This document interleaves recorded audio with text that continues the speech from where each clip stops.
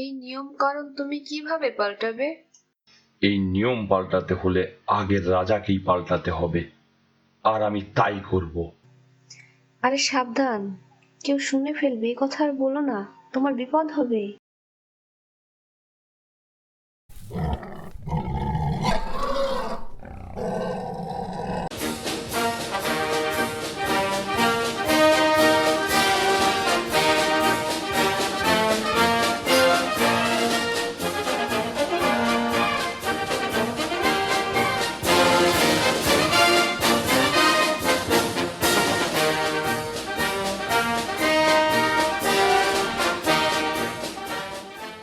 খুশি হচ্ছি তোমরা সবাই এখানে হাজির আছো বলে, তবে আমি খুশি হতে পারি নাই এ কথা শুনে যে আমাদের মাঝে কেউ কেউ এ জঙ্গলের নিয়ম মেনে চলছো না।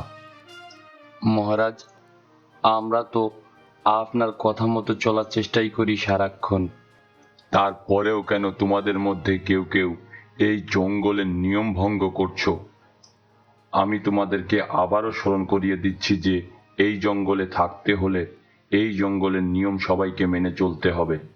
যে এই জঙ্গলের নিয়ম কানুন মেনে চলতে পারবে না, তার এই জঙ্গলে থাকার কোনো অধিকার থাকবে না।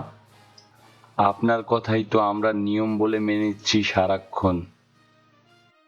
তবে মহারাজ, এর সাথে এ কথাটাও সত্য যে আমরা সিংহের জাতি। আমাদের জন্য কি সবার মতো একই নিয়ম রাখাটা ঠিক হয় কিনা একটু ভেবে দেখানো অনুরোধ রইল। তুমি কি বলতে চাও? আমরা সিংহের জাতি, শক্তিশালী বলে কি আমরা যা মন চাই তাই করব? না মহারাজ, আমি এ কথা বলছি না। তোমার কথা তো এটাই আসে, তাই না? আমরা সিংহের জাতি, আর আমাদের পূর্বপুরুষ থেকেই আমাদের মধ্যে রাজা নির্বাচন হয়, আর সেই সূত্রেই আজ আমি আমার দায়িত্ব পেয়েছি, আর আমি আমার দায়িত্ব সঠিকভাবে পালন করতে চাই, যেভাবে আমাদের পূর্বপুরুষরা পালন করেছে। তবে সিংহ, আমি তোমার কথার মধ্যে বিদ্রোহের আওয়াজ পাচ্ছি। এসব বলে তুমি কি প্রমাণ করতে চাও? না মহারাজ, আপনার সাথে বিদ্রোহ করার সাহস আমার নেই। আমি শুধু একটা কথা বলতে চাইছিলাম, জঙ্গলের সবার সাথে আমাদের তুলনা করাটা ঠিক কিনা। এটা তোমার ভুল ধারণা। যে রাজা তার প্রজাদের দুই চোখে দেখবে, তার রাজা হবার অধিকার থাকে না। রাজা সবার জন্য সমান। আপনার এই নিয়ম কানুন আমার জন্য কষ্টের বলে মনে হয় আমার কাছে মহারাজ। হয়তো তোমার জন্য এটা কঠিন হতে পারে, কিন্তু সবার হিসাব করতে গেলে এটাই সঠিক। আমি আবারও বলছি, কান খুলে শুনে রাখো, জঙ্গলের নিয়ম না মানলে তাকে কঠিন বিচারের জন্য প্রস্তুত থাকতে হবে। এ কথা আমার মনে থাকবে মহারাজ। যদি অনুমতি দেন তাহলে আমি আসতে পারি। যাও, তবে আমার কথা মনে রেখো।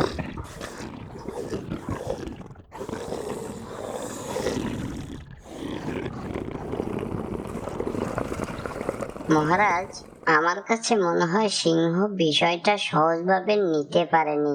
আমি জানি, কিন্তু কিছু করার নেই। আমার কাছে ছোট বড় সবাই সমান। মহারাজ, আমার কাছে মনে হয় সিংহকে একটু সময় দিলেই সব ঠিক হয়ে যাবে। আপনি একটু সময় দিন, আমি ওকে বুঝিয়ে দেখি। দেখো, ওকে বোঝাও। এরপরে আমি আর কোনো অভিযোগ শুনতে চাই না। জি মহারাজ, আমি দেখছি সিংহকে। এখন তোমরা যেতে পারো। জি মহারাজ।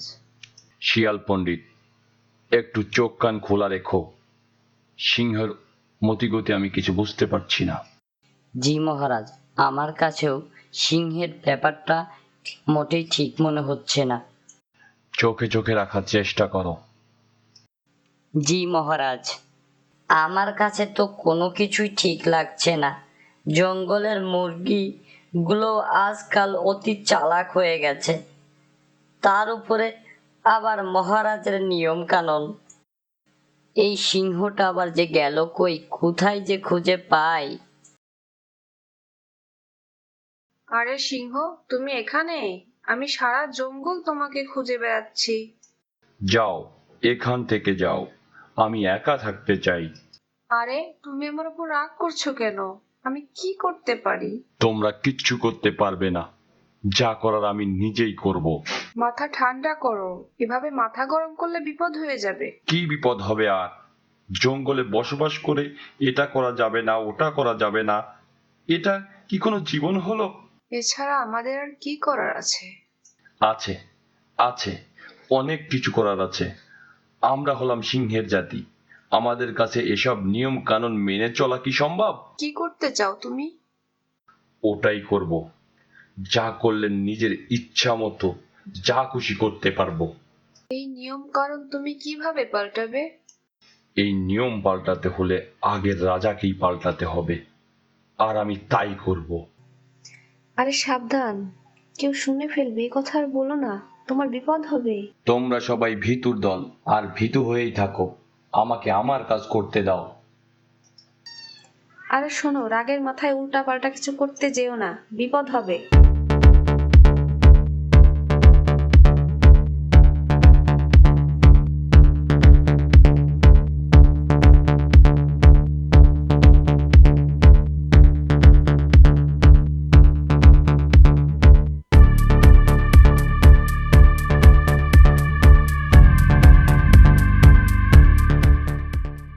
আরে শোনো, উল্টা পাল্টা কিছু করো না, বিপদ হইতে পারে।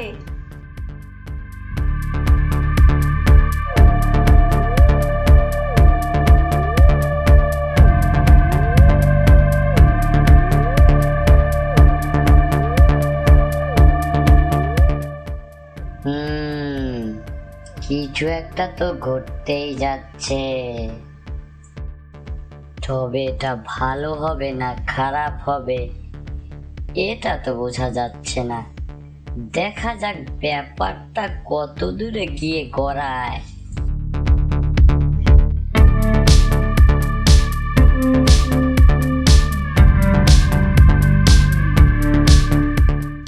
এই সিংহটা আবার যে গেল কই, কোথায় যে খুঁজে পাই। শিয়াল পণ্ডিত, তুমি ভাবছো আমি তোমাকে দেখি নাই? আরে কি দেখেছো? আমি তো কিছুই বুঝতেছি না তুমি কি বলতে চাচ্ছ। আমাকে বোকা ভেবেছো? আমি সব দেখেছি। আমি আর সিংহ যখন কথা বলছিলাম, তুমি তখন ঝোপের ভিতরে ছিলে। এই নিয়ম পাল্টাতে হলে আগের রাজাকেই পাল্টাতে হবে, আর আমি তাই করব। ও, ওই কথা। হা হা হা, তাহলে তো আমি সবই শুনেছি। তুই কান করাটা তোমার জন্য বিপদ হবে, মনে রেখো শিয়াল পণ্ডিত। শিয়াল পণ্ডিত যা করে ওটা কখনো ভুল হয় না। বন্ধুরা, আগামী পর্বে কি হয় এটা দেখার জন্য চ্যানেলটি সাবস্ক্রাইব করুন আর কমেন্ট করে লাইক দিয়ে পাশে থাকেন পরের পর্ব দেখার জন্য।